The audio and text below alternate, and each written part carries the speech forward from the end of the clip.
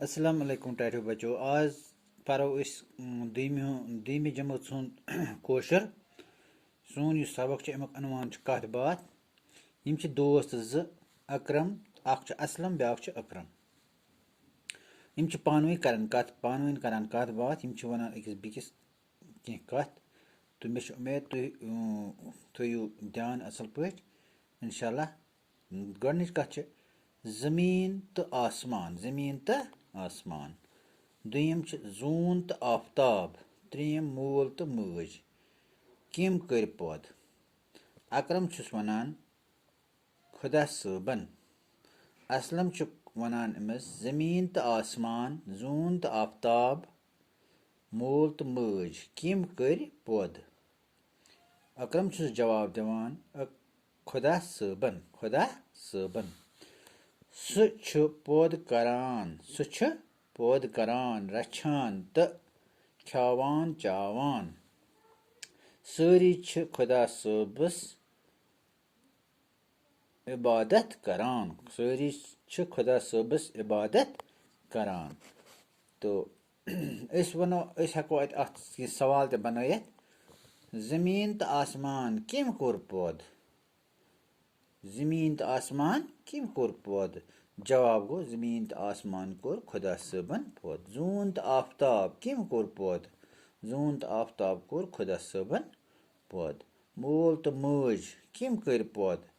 मूल तो मज कर खुदा सबन पौध। सुई पौध करन वोल, सुई पौध करान, रछान तो खावान चावान। कुस खावान तो चावान। खुदा सब खावान तो चावान। सारी खुदा सबन बस इबादत करान। सारी मुसलमान लूख सारी कहज इबादत करान। कम सज इबादत करान। खुदा सबन इबादत करान। खुदा सबन इबादत करान। बह करमो तुम ब्या तालीम कथ बात। असलम जमीन तो आसमान, जमीन तो आसमान, जून तो आफ्ताब, मूल तो मज, किम कर पौध, किम कर पौध।